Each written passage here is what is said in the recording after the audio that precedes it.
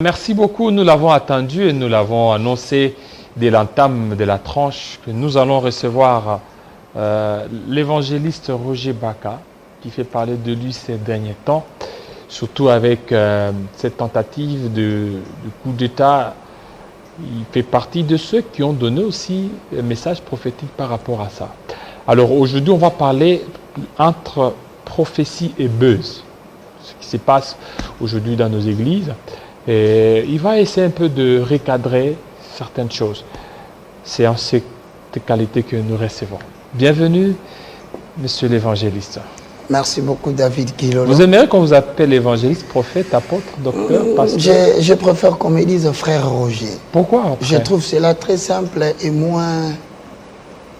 Je trouve que c'est mieux qu'on m'appelle frère. Mais frère, c'est générique, tout le monde ne peut appeler frère. Oui, parce que... Mais vous êtes pasteur, prophète. Oui, ça c'est la commission, c'est le ministère, selon Ephésiens 4, 11 à 12.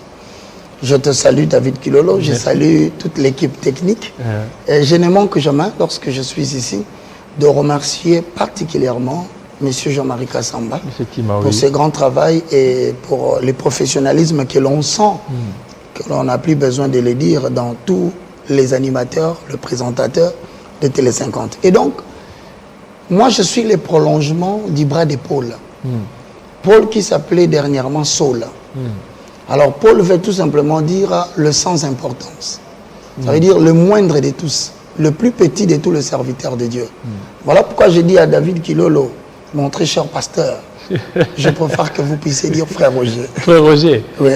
Pourquoi pas évangéliste? Bon, c'est bien. Et prophète aussi?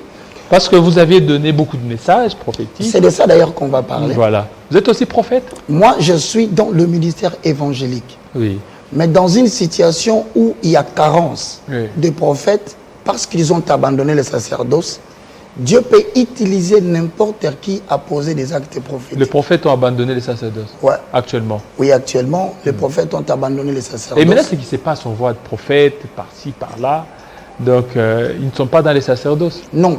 Et d'ailleurs, ils ne font même pas exercice du ministère prophétique. Ils font quoi alors? Parce qu'aujourd'hui, à Kinshasa, la conception populaire du mot prophète, c'est quelqu'un qui prédit l'avenir. Tu vois, c'est pourquoi j'ai dit qu'ils ont abandonné le ministère prophétique. C'est là encore, tout en remerciant, il y a 2, 3, 4, 5, parce qu'en Dieu, il y a toujours une exception, que Dieu appelle un reste fidèle. C'est-à-dire, le prophète n'est pas quelqu'un qui est tout simplement, David, quelqu'un qui prédit l'avenir. C'est la conception populaire des choses. Un prophète, c'est tout d'abord un émissaire de Dieu. Lorsque nous rentrons dans l'Ancien Testament, ce qui me permet de quand même de poser les jalons, tu constateras, David, que nous avons deux types de ministères prophétiques. Le ministère prophétique de l'Ancien Testament, qu'on appelle ministère prophétique sous le cadre de l'Alliance. Et le ministère prophétique dans le Nouveau Testament, qu'on appelle l'Alliance prophétique néo-testamentaire ou messianique. Je vais essayer de faire la différence pendant un petit moment pour justifier la raison pour laquelle je dis les prophètes ont abandonné leur travail. Dans le ministère prophétique, dans le cadre de l'Alliance, ça veut dire que Dieu, qui représente les suzerains, la nation d'Israël constitue pour lui le peuple vassal. Alors, le traité de l'Alliance se trouve dans le livre de Deutéronome. C'est pourquoi, David, il faut faire très attention lorsque vous voulez prêcher le livre de Deutéronome. Le livre de Deutéronome a été rédigé pour le Proche-Orient dans le contexte des traités de l'Alliance qui mettent Dieu en relation avec Israël. Ça veut dire quoi? Donc ça ne peut pas nous concerner? Non. Ça ne peut pas concerner? Non. L'Alliance, dans le cadre le ministère prophétique dans le cadre de l'Alliance ne concerne pas les nations. Bon, quand maintenant la Bible telle qu'elle est, ça c'est important. Vous dites, ce qui est écrit dans Deutéronome concerne ceux qui sont de l'autre côté. Il y a concerne l'alliance prophétique dans le cadre de l'Alliance. De l'Alliance, voilà. De l'Alliance de Dieu avec le peuple d'Israël. Avec le peuple, pas avec nous. Non. Alors, mais maintenant, à cette époque-là, tu n'existais pas. Effectivement. Et maintenant, il y a aussi des épîtres. Épîtres aux Corinthiens, épîtres aux Hébreux, et ceci. Il y a d'autres, par exemple, lorsque l'apôtre Paul est en train de parler que la femme puisse se voiler, que la femme ne puisse pas prêcher, il y a d'autres qui disent ça c'est concerné ou ça concerne que les Éphésiens, ça concerne que les Corinthiens, nous on n'est pas concernés. Non. Que direz-vous à ça? Non, je viens de te dire, c'est la mauvaise interprétation des Écritures, en accord avec Matthieu chapitre 22, le verset 29. La Bible dit, vous êtes dans l'erreur parce que vous ne comprenez ni les Écritures, ni la puissance de Dieu. Je vais rentrer dans le contexte pour ne pas botter en touche ta question. En fait, je dis ceci, dans le cadre de l'Alliance, dans la montagne de Sinaï, dans le mont Horeb, oui. Dieu a parlé à Moïse pour dire quoi? Pour que je sois votre Dieu, enfant d'Israël. Voici les préceptes, les commandements que je vous prescris. Maintenant, c'est devenu une institution en Israël. C'est comme aujourd'hui en RDC. Vous avez le pouvoir exécutif. Oui. Vous avez le pouvoir législatif. Vous avez le pouvoir judiciaire. Donc, voilà, en Israël, il y avait 3 fonctions. Les fonctions prophétiques, les fonctions sacerdotales et les fonctions royales. Royales, voilà, on y va. Permets-moi. Voilà, on revient à notre invité, cher invité Roger Baka. Il parlait de... L'institution prophétique. Ok, allez-y. En Israël. Ok. Qui, que tu as dit, ne nous concerne pas. Et je t'appuie. Oui. Parce que l'institution prophétique tire sa raison d'être du traité de l'Alliance que Dieu a établi entre lui et le peuple d'Israël. Dieu constitue le suzerain. Israël, c'est son peuple vassal. Maintenant, qu'est-ce qui se passe? Le contenu du message prophétique veut dire tout simplement quoi? Ça veut dire qu'à tout moment qu'un vassal transgressait le traité de l'Alliance et qu'il s'est montré déloyal vis-à-vis des accords qu'il a traités avec son suzerain, le suzerain à son tour dépêchait pour lui un émissaire qui venait à le rappeler et voire même à lui intenter un procès pour le faire voir le terme de l'Alliance. Et par cela, le émissaire pouvait invoquer les malédictions en prenant en témoin le Dieu pour celui qui a transgressé la loi. Donc vous comprenez que Israël vivait dans quel cadre? Il veut parler à Dieu. Il fait appel au prophète. Nous avons besoin de ça, nous avons besoin de ceci. Le prophète, comme Moïse, dans les cas échéants, montait vers l'Éternel à la montagne. Là, il parlait avec Dieu. Dieu lui donnait les lois, il descendait pour les transmettre au peuple d'Israël. Maintenant, le contenu prophétique ne réside que sur ça. Vous verrez tous les prophètes qui sont venus après, ils avaient un seul travail. Leur message renvoyait toujours au traité de l'Alliance. Israël, quand Ésaïe vient, il dit, le peuple a abandonné l'Éternel. Quand vient le prophète Jérémie, très petit, il commence à prophétiser à l'âge de 20 ans. Il rappelle qu'Israël a abandonné les lois de l'Éternel. Ézéchiel, à son tour, il viendra. Il rappellera et dira même, dans Ézéchiel 33, le verset 11, c'est que Dieu veut. Ce n'est pas que le pécheur meure, mais qu'il se convertisse et qu'il vive. Donc vous voyez que le contenu prophétique de l'Ancien Testament repose sur l'alliance que Dieu a traitée avec la maison d'Israël dans la montagne de Sinaï.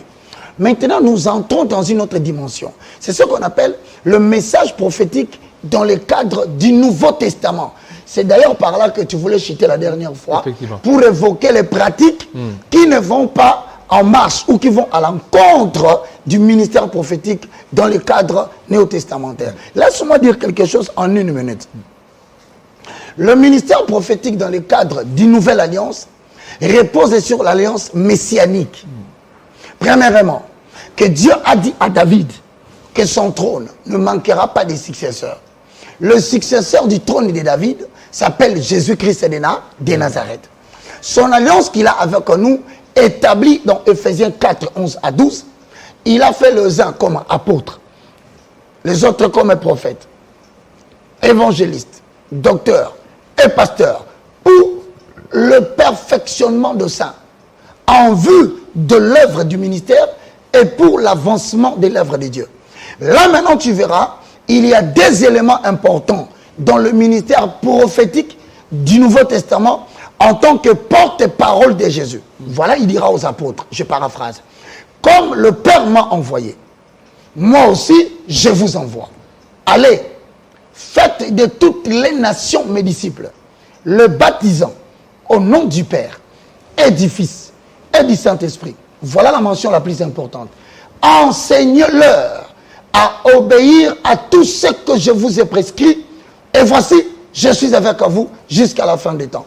Mais dans l'ensemble des prescriptions que Jésus a données, il y a le message qu'on appelle le message christocentré. Cela repose sur le livre de Matthieu, sur le livre de Marc, de Jean et de Luc. L'enseignement prophétique du Nouveau Testament fait du prophète un porte-parole, non pas de l'alliance de Moïse, mais un porte-parole du message contenu dans les livres synoptiques que Jésus a prêché. Il y a deux éléments, je conclue. Premièrement, est appelé prophète du Nouveau Testament. C'est celui qui focalise son enseignement, son message sur Christ. C'est pourquoi on dit christocentré. Et les voyants, il y a des voyants. Voilà le côté polémique de la RDC et déviation. Il y a prophète voyant. Le message prophétique du Nouveau Testament renferme deux branches, la prédication et la prédiction. Le message prophétique. Voilà, du Nouveau Testament. C'est la prédication du Christ et la prédiction. Tous les deux se mélangent. Mais attention, il faut faire une précision très importante dans l'église du Congo. La prédication n'est pas au service de la prédiction. Alors c'est la prédiction qui est au service de la prédication. Merci beaucoup David. C'est la prédiction qui est au service de la prédication christocentrée. Donc on ne peut pas venir se tenir devant les gens sans avoir posé le fondement du christianisme, sans avoir édifié par le message, directement commencer à prédire l'avenir. Ça n'existe pas.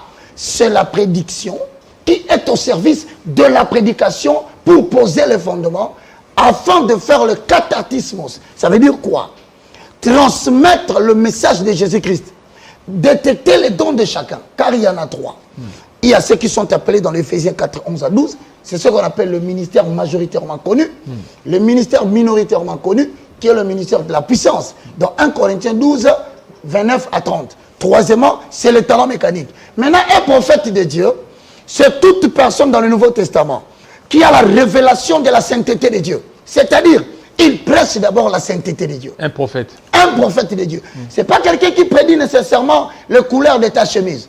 Qui ne te dit pas, vendredi passé, où tu t'es trouvé. Non, ce sont des déviations de la ligne prophétique du Nouveau Testament. Déviation comment? Parce que la prédiction n'est pas au service. Mais lorsqu'il te dit, tu as été dans un hôtel, tu as une tache noire sous ta cuisse, et puis, mais tout ça, ça aide la personne à être convaincue que Dieu l'a vu. Non. Et que la personne qui était dans une chambre d'hôtel, la personne demain ne pourra plus faire ça. Non.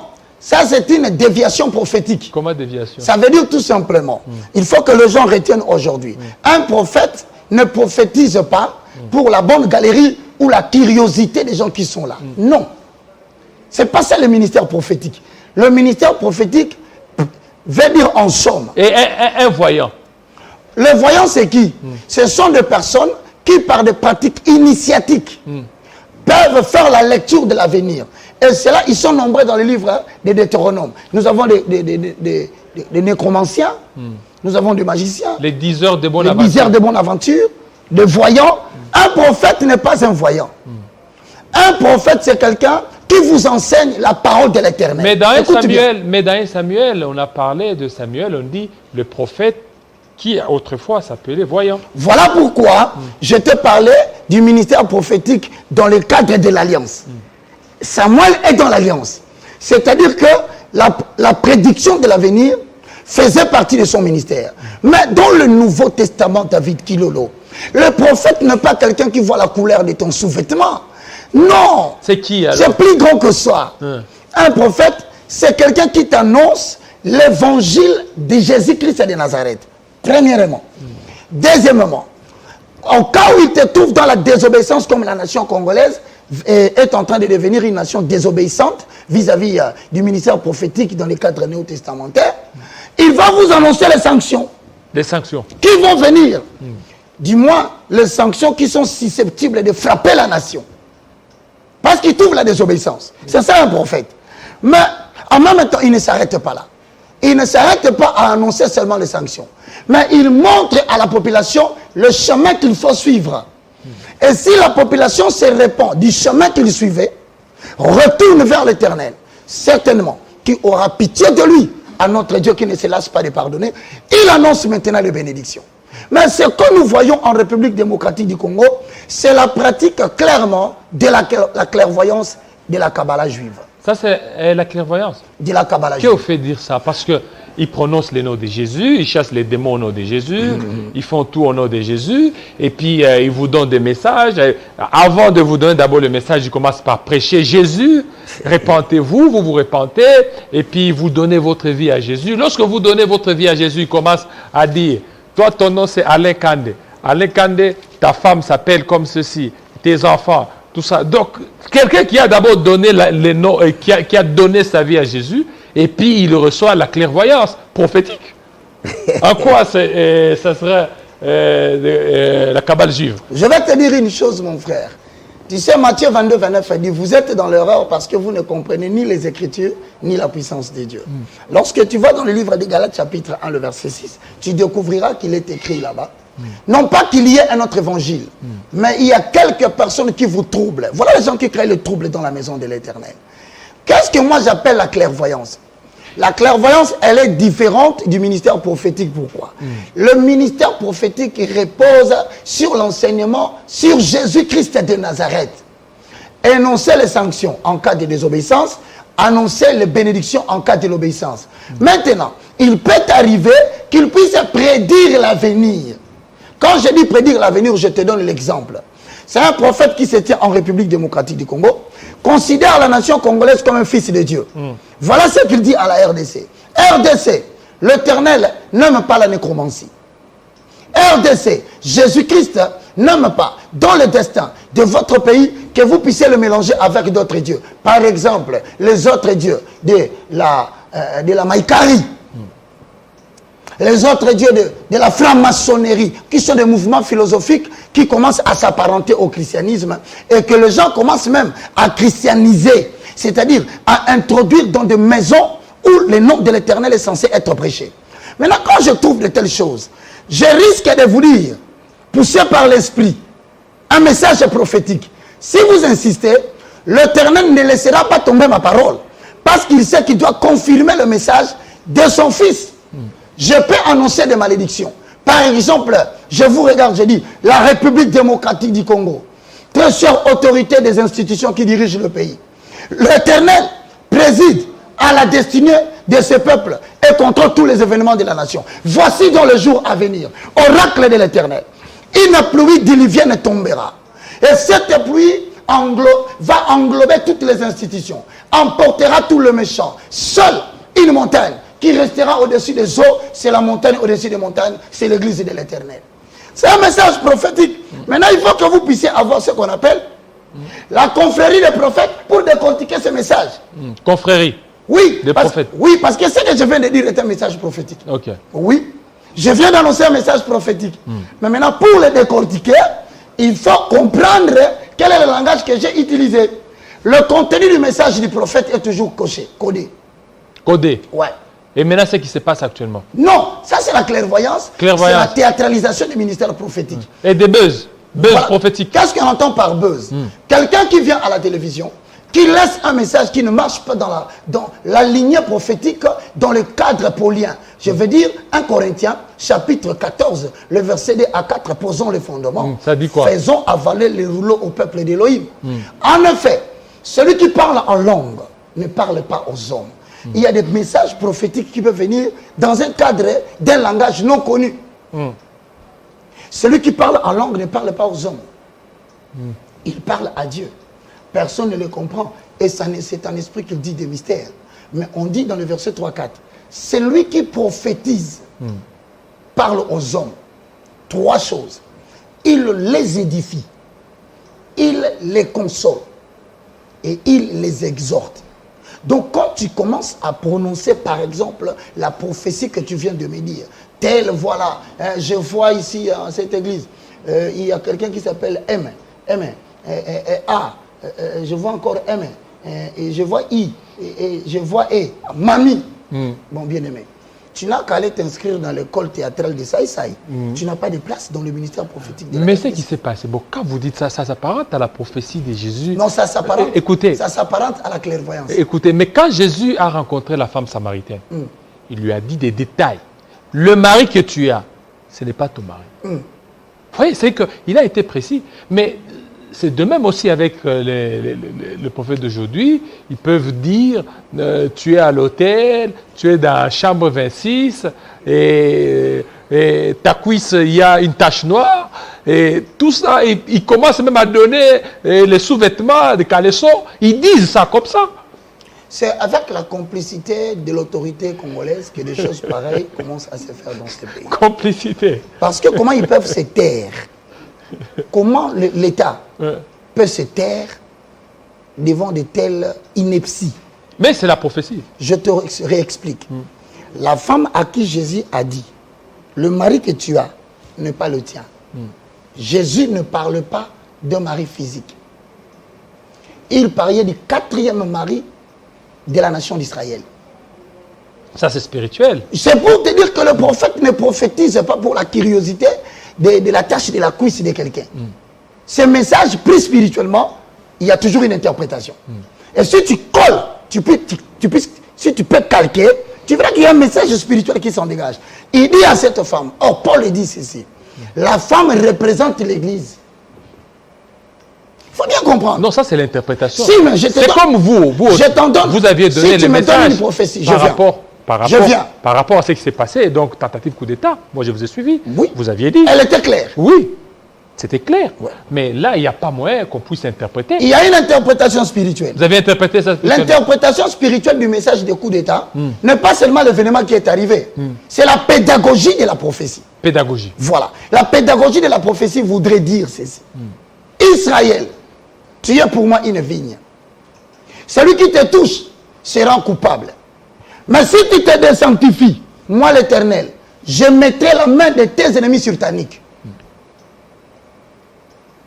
Vous savez,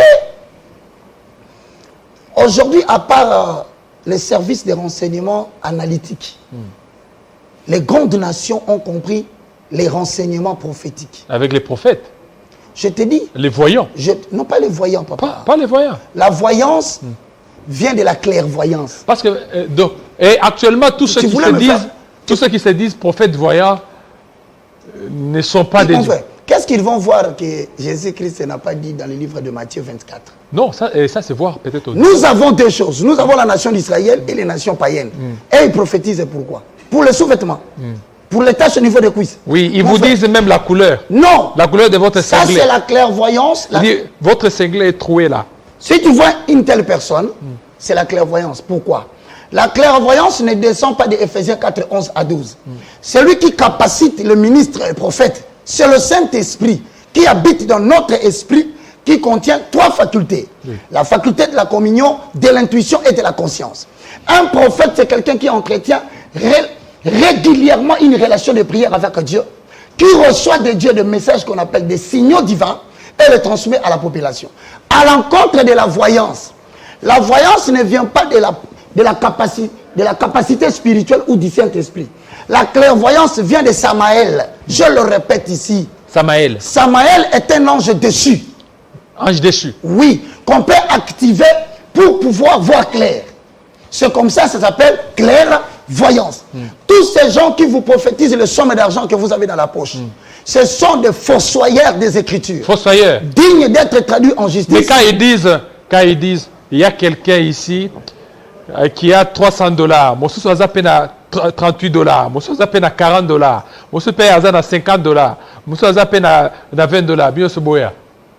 Dites à une telle personne que c'est un danger pour lui de vouloir mesurer la profondeur de la mer avec le pied sec. Je le regarde en face, je dis, mon frère, tu es en train de mesurer la profondeur de la mer à pied sec. C'est un danger très grave que tu es en train de courir. Bientôt, toute la population congolaise dira, oh, voilà ce que l'Éternel, voilà comment Dieu a traité cette maison qui blaguait avec lui. Mon frère, le ministère prophétique ne repose pas dans l'argent. Le franc congolais appartient à la Banque centrale de la République démocratique du Congo. L'émission, c'est la Banque centrale. Les dollars appartient à la réserve fédérale des États-Unis d'Amérique. Dans la maison de l'Éternel, Romains chapitre 14, le verset 16, ce n'est pas l'argent, les manger, ni les boire. Ces gens-là travaillent pour leur ventre. Malheureusement, avec la léthargie de l'administration de l'État, ils se sont multipliés comme les sables de l'Éternel au Congo et par conséquent, ont détourné le peuple de Dieu de la lignée prophétique. Je voulais te révéler un secret. Des gens qui peuvent savoir $300 se trouvent dans la poche de quelqu'un. Des gens qui peuvent être en mesure de détecter la tache sur la cuisse d'une femme à caractère, le Saint-Esprit à caractère sexuel, qui ne respecte pas la libido, qui va jusqu'à dénicher les taches au niveau des cuisses. Mais mon frère, c'est très dangereux pour des choses pareilles dans notre nation. Comment? Parce que ils sont en train de voir. J'aimerais bien qu'on puisse le recruter. Prenez-moi celui qui a dit $300. Prenez-moi celui qui a parlé de l'hôtel, si c'est quoi là. Je veux bien que... Je ne vais pas citer le nom de l'hôtel, sinon ça fait la publicité de l'hôtel. Moi, je te demande, avec cette capacité de clairvoyance, prenez-moi ces gens, s'il te plaît. Ramenez-les à Bukavu, en plein état de siège. Ils seront capables de nous aider pour nous dire dans quel cadre se trouvent les ennemis. Les M23, les autres, à coups de balles, ils reviendront ici pour ne plus exercer ces ministères. Parce qu'ici, il y a des blagues, hein? On les laisse tranquilles. Moi, étant l'autorité avec une certaine parcelle d'impérium, je recrute les prophètes. Je prends l'autre des francs congolais. On les amène tout droit devant l'état de siège. Au plein milieu des sections extrêmes pointes. On leur pose la question. Pouvez-vous nous localiser géographiquement où se trouverait l'ennemi afin que l'on puisse les bombarder directement? Vous verrez ce théâtre s'arrêter. Écoute-moi. Il y a ce qu'on appelle la géolocalisation prophétique. Ah, c'est ça. Hein, donc on te c'est le ministre de la géolocalisation prophétique. Donc on te cherche partout, dit que non, ils appellent, ils donnent le numéro.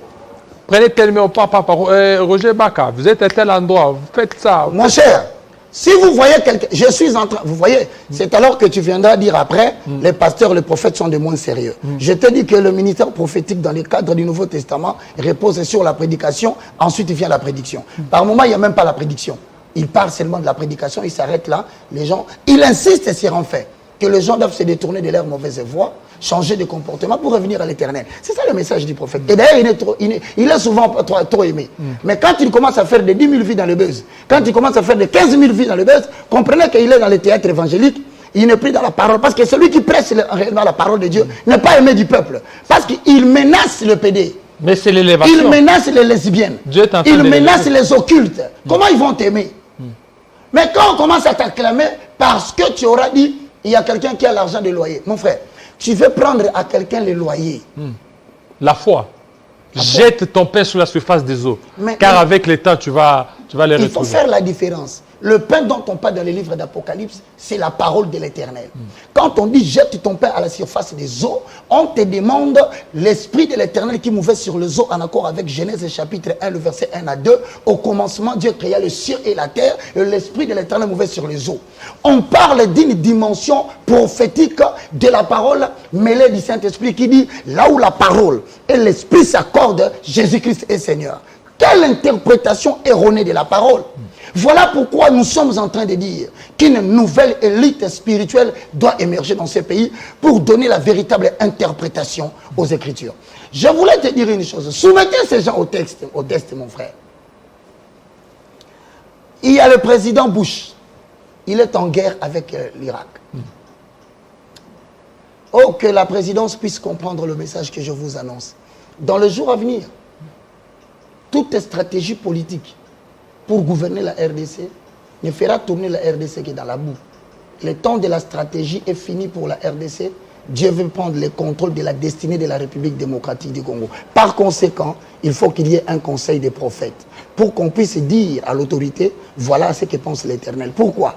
Si on dit non, moi je suis là, j'ai commencé à parler depuis 2019 jusqu'à aujourd'hui. Je continue à dire, l'Éternel attend la RDC. Mais je reviens pour te dire, tu gardes la question, David, ça sera la bienvenue. Lorsque Saddam Hussein apprend que Bush veut l'attaquer, vous savez ce qu'il fait? Il va brûler tous les tanks de pétrole. C'est ça l'opération tempête du désert. Il fallait qu'ils entrent pour aller prendre Saddam Hussein. Mais avec la fumée qui frappe les ciels, tu te demandes comment les Américains vont faire leur intrusion. Voilà les gens que nous avons besoin dans le pays. Tu sais ce que Bush a fait? Certains ne le savent pas. Il est allé donner une offrande et il est allé prier avec, bon, je ne le loue pas, mais à cette époque, je reconnais ces faits parce que c'est arrivé. Lorsqu'il est allé prier, il a demandé à Bénin de bénir l'opération Tempête du désert. Mais celui-là aussi, il prie dans des cavernes, dans des tombeaux. Ben, c'est ce qu'on m'a appris qu'il aurait récupéré son onction du tombeau de Catherine Kuhlman. Voilà, et Catherine Kuhlman, il va même là-bas et qu'il y a même, il a déjà aménagé ces tombeaux-là, il y va de temps en temps, il parle avec Catherine Kuhlman. J'espère que tu sais qu'il s'est repenti. Hein? Lui? Ouais. Il s'est repenti? Ouais, il a parlé, il a dit tout ce qu'il avait fait, c'était de la fourberie. Hein? Ouais, cherche sur Internet et tu le verras. Mais maintenant, quand il partait là-bas, mais quand la Bible dit il n'y a pas de contact entre les morts et les vivants. C'est pour te dire, parmi les pratiques de faux prophètes, certains, pour avoir le message inspiré, avant de monter pour parler, ils couchent avec le fils vierge. Ils le cherchent au travers de la République. Ils sont même stratégiques. Dans leur prédication, ils disent « Heureux sont ceux qui se préservent pour le Seigneur ». Et ils glissent une phrase, il dit « Qui sont les personnes et les femmes qui n'ont jamais connu les hommes ?» Quand les femmes lèvent les mains, ils trouvent leur population cible. Ça devient quoi? Ça devient leur pépinière. C'est une technique prophétique d'ailleurs. Si tu regardes le film de 300 avec Léonidas, tu verras qu'il y avait ce qu'on appelle les efforts. Les efforts sont des personnes très macabres, des visages très mauvais. Mais lorsqu'ils entrent en lien avec le Vierge, ils ont la capacité de prédire la victoire ou l'échec dans la bataille. C'est une technique dans les fossoyeurs ministères prophétiques. Deux, il y en a de ceux qui font abusivement l'utilisation de vin. C'est pourquoi quand tu croises un prophète, tu te dis achète le vin rouge, achète les bougies rouges, achète la bougie blanche, n'y va pas. Ça, c'est des techniques initiatiques qui vont à l'encontre de la foi prophétique, qui procède par la proclamation ouverte de la parole de Dieu. Si tu crois, tu es sauvé. Tu ne crois pas, tu es condamné. Et il y a même d'autres... Il y a maintenant des techniques là des cimetières. J'en connais un. Il est à Kasavubu. Je vais taire son nom pourvu qu'il change. Répands-toi, soit tu mourras subitement cette année 2022. Il est allé à la cimetière de la Gombe avec les sœurs de l'église pour y aller faire des pratiques initiatiques. Vous savez que même du temps de la chute de Saül, il est allé consulter un médium, une femme qui pouvait invoquer l'esprit de Samuel. Voilà, ce sont des pratiques interdites dans la parole de l'Éternel. La révélation, l'inspiration, le message prophétique d'un bon prophète ne vient pas des cimetières. Donc Bénin s'était repenti. Ouais. Ok, voilà.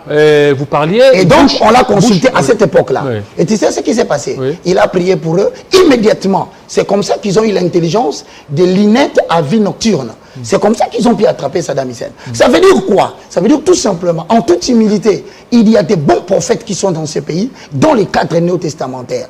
Mais ce qui me choque, moi, c'est que nous sommes en train de voir à longueur de journée des jeunes gens en plein exercice de l'application de la Kabbalah, en pleine initiation de la clairvoyance, en pleine démonstration de la magie dans la journée, en accord avec Actes des Apôtres chapitre 8, Simon de Cyrène.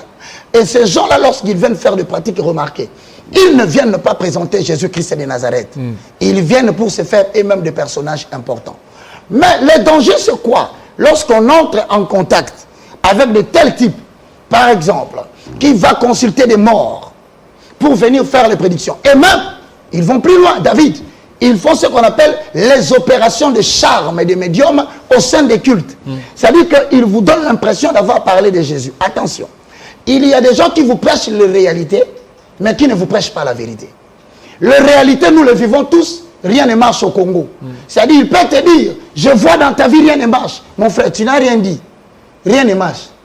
On le constate sur le plan macroéconomique, on le constate sur le plan économique, sur le plan politique, nous constatons cela. Donc ce sont des gens qui jouent sur la probabilité.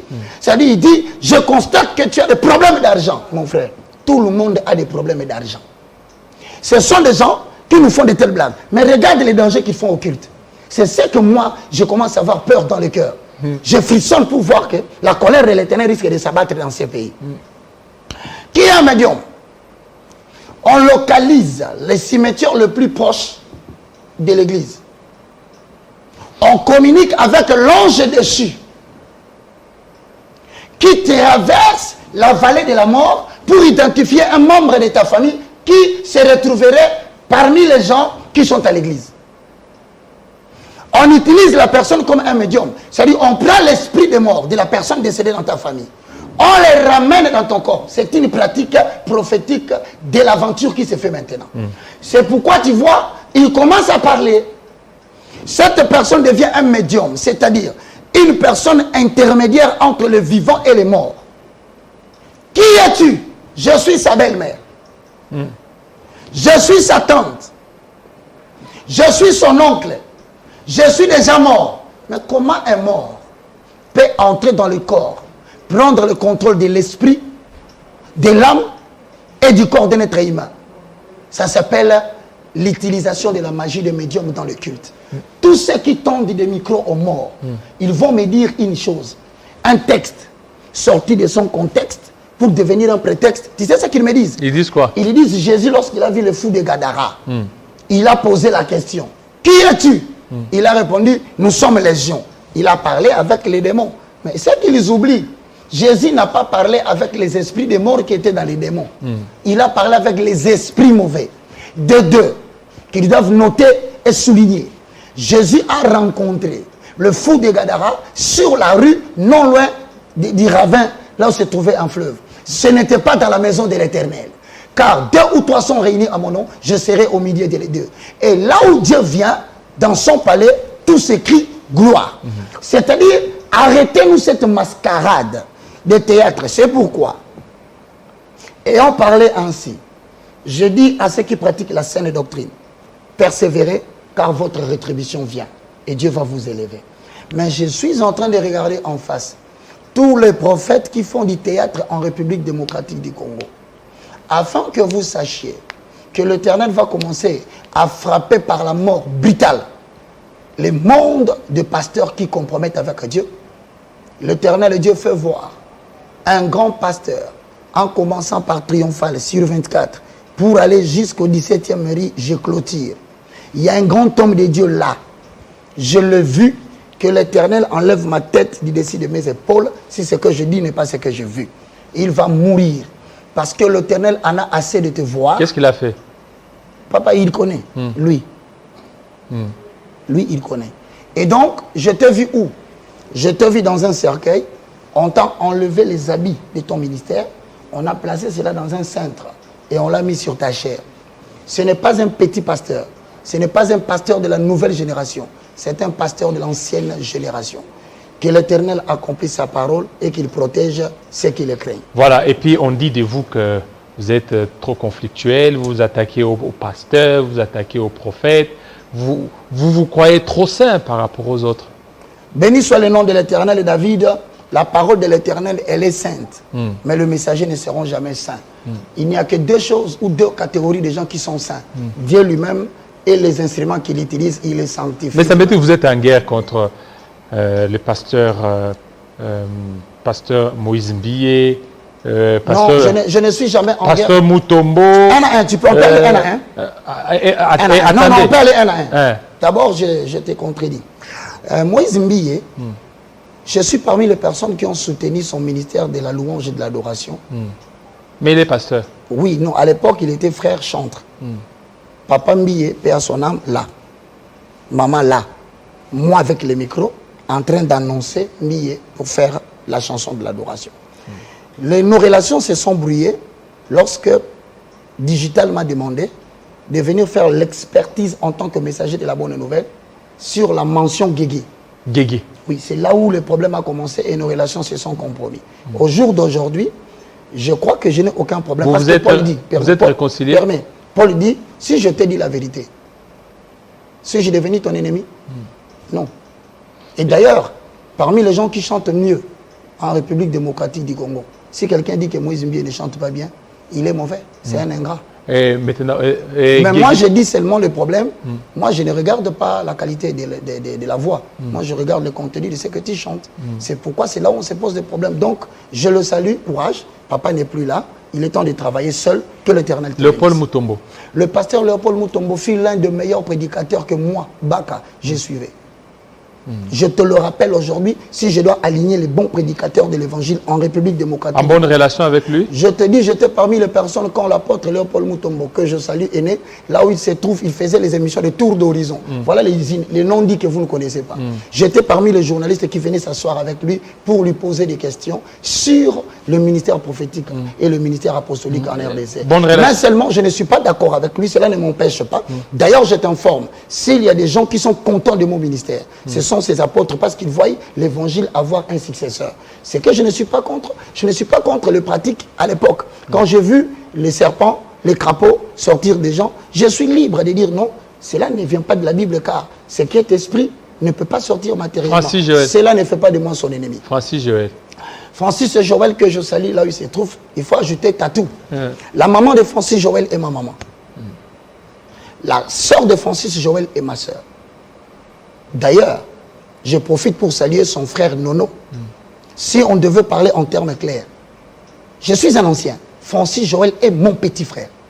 Non seulement du quartier, mais de l'église ministère international Déborah sur avenue Loussos numéro 4. Il fut parmi les jeunes qui priaient avec moi dans la même communauté.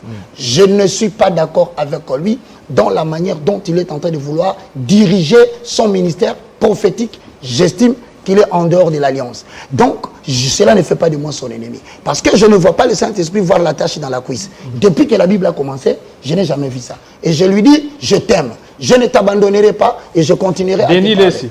Non, le prophète Denis Lessi, c'est quelqu'un qui a bien commencé son ministère. Vous savez comment il a fait des choses. Il a été reconnu par le pasteur Sonny Kafuta. Il a été reconnu par d'autres pasteurs. Mais je suis étonné qu'il s'est facilement détourné de la parole de Dieu pour se faire mécanicien de buzz. C'est-à-dire qu'il s'est donné un travail de commencer à parler.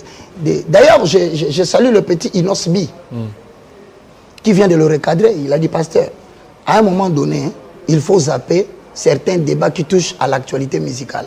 Ce que j'ai compris de Denis Lessi, que je salue, s'il ne fait pas attention, il est en train de mesurer, je l'ai dit, il est en train de mesurer la profondeur des eaux de l'Éternel à pied sec. On ne se moque pas de Dieu. Maman Tina, il faut interdire papa. Parce que le jour où Dieu frappera, c'est l'humanité qui aura pitié de lui. C'est pour dire ainsi que tant qu'il est à la maison, ce n'est pas l'Internet qui fait du succès de quelqu'un. La malédiction de l'homme se trouve dans ce qu'il dit. Quand tu sors de la saine doctrine, tu te mets à parler de Wera, de JB, de Ferré, de Fali. Moi, je me demande, tu es dans quelle déontologie prophétique? Moi, j'estime que c'est quelqu'un ayant senti la disparition de son ministère, il s'est accroché sur quelque chose qui le maintient sur le média. Mais il en sortira avec tous les regrets de sa vie. Sonny Kafuta. C'est mon père, c'est d'ailleurs quelqu'un que... Quand je dis mon père, pas spirituel. Je dis c'est comme un père pour moi. Et qui est ton père spirituel? Vous l'appelez, je viens. Vous l'appelez Sonny Kafuta. Moi, je l'appelle Papa Clément. Papa Clément. Pourquoi? C'est quelqu'un avec qui je vécu à la maison. Ça veut dire autrement que j'entretiens avec lui des bons rapports. Et s'il y a quelqu'un aujourd'hui qui a confirmé mon ministère de la dénonciation des œuvres mortes, c'est lui parce qu'il m'a dit Roger Baka. D'ailleurs, cette partie lui sera envoyée. C'est le pasteur Sonny en tant que représentant des églises de Reveil. À un moment donné, il est le président du conseil des sages. Ça veut dire que tous les problèmes qui touchent les pasteurs dans l'église de Reveil, c'est lui qui tranche et qui trouve la solution. David, il sera surpris. Le pasteur Sonny Kafuta m'a confirmé qu'il y a des pasteurs sorciers. Pasteurs sorciers. Il y a des pasteurs qui volent la nuit comme des oiseaux. Il y a des prophètes ici au Congo qui sont morts avec la magie. Au-delà de Dieu, ils pratiquaient la magie. Et c'est lui, je le dis, pasteur, c'est vous qui m'avez dit. Et je vous avais demandé. Si je dis ça à la télé, vous serez d'accord. Le pasteur Sonny Kafuta m'a dit oui. Donc je confirme, parmi les apôtres, parmi les prophètes, les grands de ces pays, il y a de ceux qui sont dans la sorcellerie. Des sorciers. Je répète. Et Dodo Kamba? Non, Dodo Kamba, c'est un ami. À l'époque où je suis à Brazzaville, nous nous sommes retrouvés dans le même hôtel parce qu'on travaillait. Il avait un petit problème de santé. Nous avons prié Dieu ensemble et nous rendons gloire à l'Éternel. Mais le voir aujourd'hui, dans le système que je constate aujourd'hui, je me retire et je me désolidarise. Pourquoi? Parce que la situation entre lui et le pasteur Sonny Kafuta a mis l'église de Réveil dans le chaos. Jusqu'à aujourd'hui, ils n'ont pas guéri cette blessure et par conséquent, il y a encore jusqu'à aujourd'hui des âmes meurtries. Alors, Marcelo Tounassi? Bon, je le suis. Moi, je ne l'ai jamais approché, mais seulement je me suis rendu compte qu'il est beaucoup plus dans la prédication des réalités plutôt que la vérité. À Thompson? Pour terminer. À Toms, je le salue, c'est un chantre que j'aime beaucoup, du retour d'Alain Moloto en République démocratique du Congo. J'ai été avec Atoms jusqu'au niveau de l'Ozone, sur l'avenue du centre supérieur militaire. Moi et Atoms, il sait ce qu'on faisait. Mais ce que je n'apprécie pas, pour moi, je pense qu'Atoms a délibérément quitté le milieu de prédilection de son travail. Ce n'est pas un pasteur. C'est quoi? C'est un chantre adorateur du majeur de la République démocratique du Congo. Et Roland Dallot? Alors, je donne un conseil à mon frère. Tu peux bien prêcher si tu le veux. Mais je veux que tu chantes parce que Dieu le veut. Et Roland Dallot? Bon, je le salue. C'est quelqu'un que j'ai beaucoup apprécié. C'est parmi la nouvelle génération qui est sortie de l'église de la Borne et qui a réussi, je peux te dire, bien qu'à mon humble avis, j'estime qu'il n'a pas encore suscité des disciples dignes de la vocation de Philadelphie. Parce que quand je regarde Philadelphie, je trouve que Toms vient de l'adoration d'Alain Moloto. Pasteur Ken, je vois qu'il vient de la Borne. Donc je me dis, c'est un assemblage des serviteurs de Dieu. Ils ont un travail dur à faire. C'est de donner une identité maintenant par rapport aux disciples qui vont susciter. Pasteur Roland, que Dieu vous bénisse. Mugisho. Pardon? Prophète Mugisho. Tu as dit? Prophète Mugisho. Mon Dieu. On passe, mon frère. Mugisho. On passe. Pourquoi on passe? Non, je suis désolé. Voilà, continue, Fernando. Non, c'est un père. Je le salue là où il se trouve. Il a été victime d'une machination politique à son époque. Mais je peux garantir au pasteur Coutinho qui me suit. Maman Amy, si vous me suivez, c'est avec beaucoup de sagesse. Je peux vous garantir que dans quelques instants, toutes les personnes qui ont contribué dans la situation qu'avait vécu l'archibishop Coutinho Fernando, Dieu va les frapper. Certains vont sortir pour avouer cette complicité. Retenez ces messages. Et prophète Jean-David Kilolo. Ah, mon frère, moi je t'aime beaucoup Jean-David. Je t'ai jamais entendu comme prophète, hein, mais je t'entends souvent comme journaliste et je me dis, il y a de la crème. Ok, merci beaucoup. Le plaisir a été pour moi. Non, c'est surtout pour moi. Merci. Très cher prophète Jean-David. Mais je ne vois pas en toi. Tu sais, quand on parle avec toi, la manière dont tu es en train de critiquer les anti-valeurs, je me dis que nous sommes de la saine doctrine. Effectivement. Merci. Merci beaucoup, évangéliste Roger Baka. Surtout votre franchise. Vous voyez que vous êtes là. C'est tout le monde qui est plein ici. Ça me crée souvent ils ont laissé leur travail pour t'écouter. C'est franc parler, me crée des problèmes. C'est plein ici. Mes amis, je vous remercie. La direction technique, c'est pour moi une famille. Voilà, les amis de Télé 50 sont mes amis. Ils sont toujours contents quand ils savent que je viens. Moi aussi, je suis toujours content quand je sais que je viens le visiter. Là, je demande humblement à tous qui m'ont suivi, ce n'est pas parce que je marche à l'encontre de votre façon de faire des choses que je suis votre ennemi. Je ne connais pas tout, je suis le moindre de tous. Mais la RDC ne marchera plus jamais avec les stratagèmes politiques. L'Éternel est devant et retenez qu'il y a une pluie diluvienne qui vient chercher à interpréter ça. Merci beaucoup. On va terminer par la culture avec Bob Ambongo. C'est tout de suite. Merci à vous, pasteur, évangéliste, prophète Roger Baka. Le moindre de tous. Ok, merci. Ciao.